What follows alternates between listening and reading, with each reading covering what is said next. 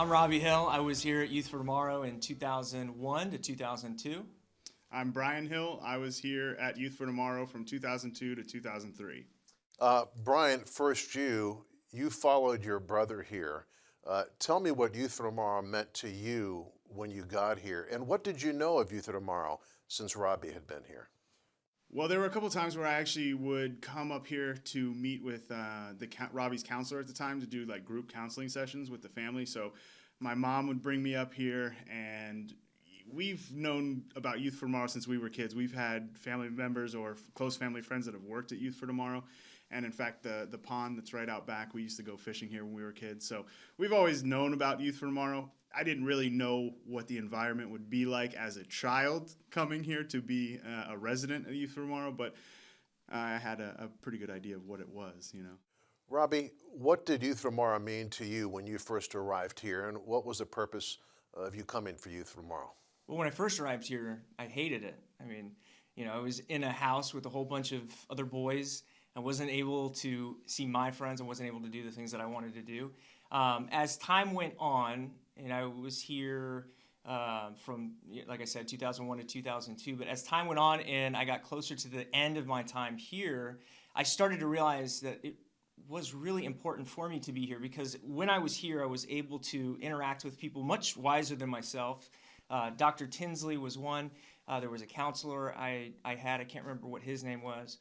But they actually offered me the chance to dissect what some of the issues I was facing were, and then kind of peel back the years of pain that just resulted in me becoming hard.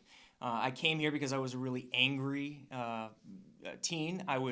Me and him, we were always sneaking out of the house. I mean, from a young age. I mean, I was 12 or Smoked 13. my first cigarette when I was 12. Yeah, had my first beer around the same time. Yeah, like we would sneak out of the house at a young age. We would go to a buddy's house, take a bunch of alcohol, go up to 7-Eleven, steal cigarettes, break into things, all kinds of stuff. And my mom, she just couldn't control us. So it got to a breaking point where I was getting into more and more trouble, and she knew contacts here at YFT, so they brought me here. And then because of that, I was able to form really lifelong relationships and friendships with people that minister to me here. Mm-hmm. Did you have a preconceived notion of what this was going to be about because your brother was here? I knew I wasn't going to like it when I first got here.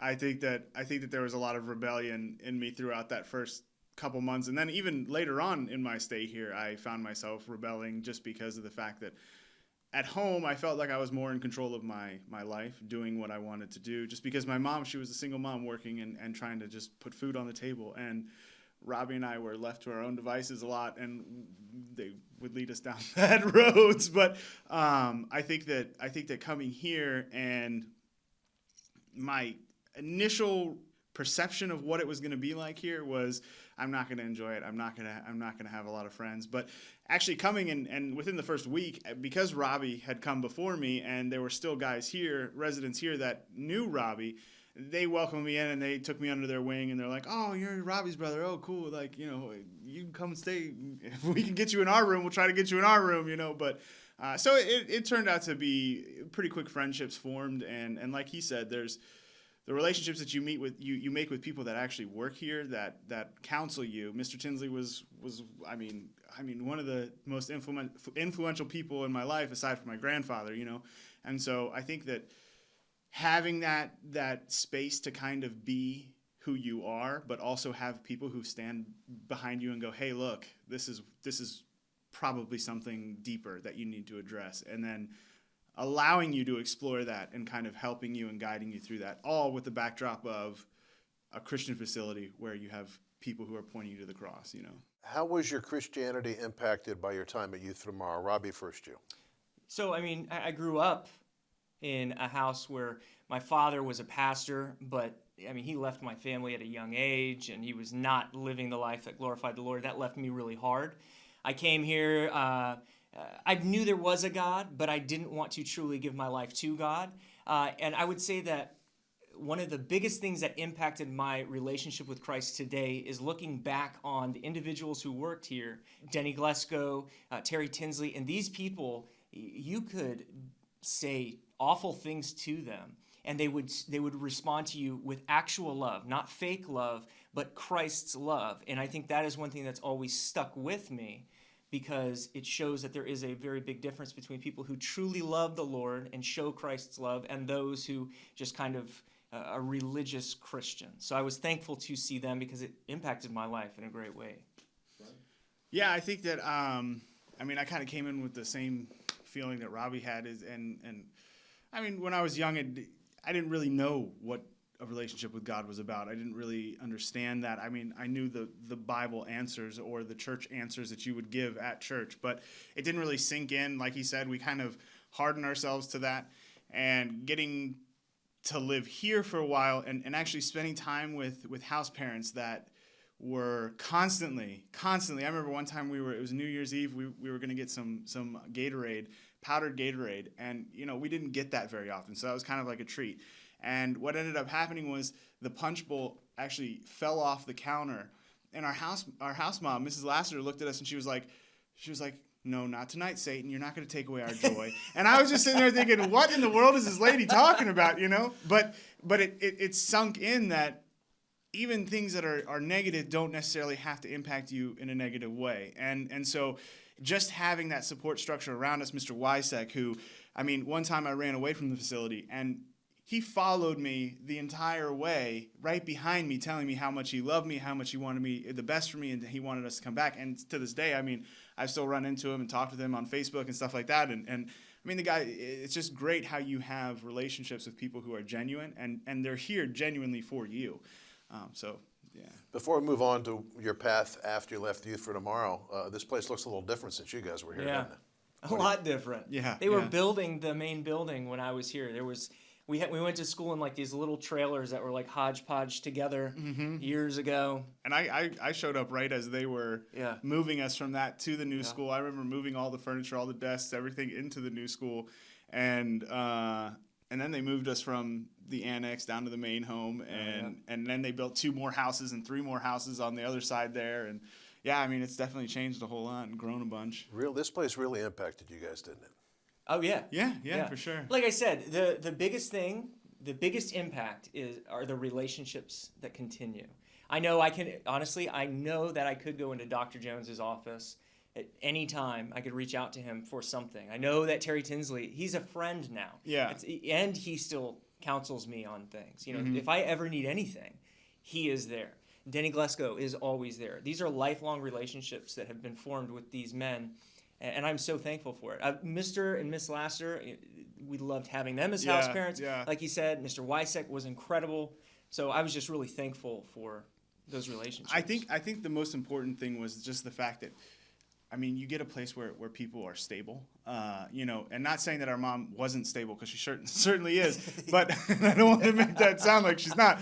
But just being in a place where there's structure, there's a schedule. You're going to be doing this during this time. You're going to be going to school. You're going to be, you're going to have to study after school. You're going to have to get your homework done. You're not going to go outside and play until you get your homework done. Whereas before it was like, yeah, it's done, and then I'd go outside. I think that having that structure and having people who are, like I said, genuinely interested in your well-being and wanting to see you succeed is something that impacted me, and oftentimes I find myself reflecting on my time here and about situations that I went through here and how, like I had to go through anger management courses while I was here, and learning how to deal with that anger and understanding your own anger. It allows you to control it so much more, and if I didn't have that, I don't know where I would have been at this point in my life. So. Well, both of you are very successful, and I want to thank you for your service to our country. As you noted prior to the start of our interview, both of you have been in the military, which segues me to maybe quick 30 to 60 seconds. I know that's kind of condensing a resume, but what did you do after you left Youth for Tomorrow? First, Robbie. Professionally, a couple years after I left Youth for Tomorrow, I went into the Marine Corps. I spent 6 years in the Marine Corps, fought in the Iraq War in the Western Al-Anbar province, then came back from the war and continued some time in the Marine Corps where I was training up units to deploy. Then after that, long story short, I went to college, went to seminary, and now I'm pastoring at a church in Vienna, Virginia. Wonderful. So for me, 2 tours in Iraq, in the Marine Corps. After my time in the Marines, I got out, started working in sales, ended up leaving that, starting my own business. Now I find myself in a position where I am an account manager at a landscaping company, and that's basically it. When you guys think back on what this was for you, and you look at what it does now, I know it's no secret to you, this place has expanded, the services have expanded dramatically. What kind of sense of pride do you feel? I can't say pride, because the only growth that has taken place in my life is because the Lord allowed me to come here and then place those people in my life. If I was left to my own devices, I would be just as messed up as I ever was. I look at it as I am thankful that the Lord opened the opportunity for us to be able to come here. Because after we left here, it wasn't like a bunch of flowers afterwards. We struggled. Wasn't a perfect change. It was a lot of time of struggle, but being here kind of gave us this true understanding that a foundation in Christ is different than what we understood before. And how, like he was talking about, he was thankful for all the people that, they really cared about us. Well, I'm thankful for that, but I'm thankful that they cared about us with a true understanding of what it means to love others the way that Christ loves others. That's very different. And that was always at the center of it. I mean, it wasn't ever like, oh, this is a job, this is what we're here, this is what I felt like my calling was in life. It was, you could definitely tell that they were different than what you typically run into as far as people go. You could tell that the Lord has changed them in some way, and that pushed me specifically to try to kind of figure that out. And I mean, I blew smoke in Pastor Denny's face when I was smoking a cigarette when I wasn't supposed to on campus. And he comes up to me, I blew smoke in his face, and he just looks at me and goes, "That's okay, son.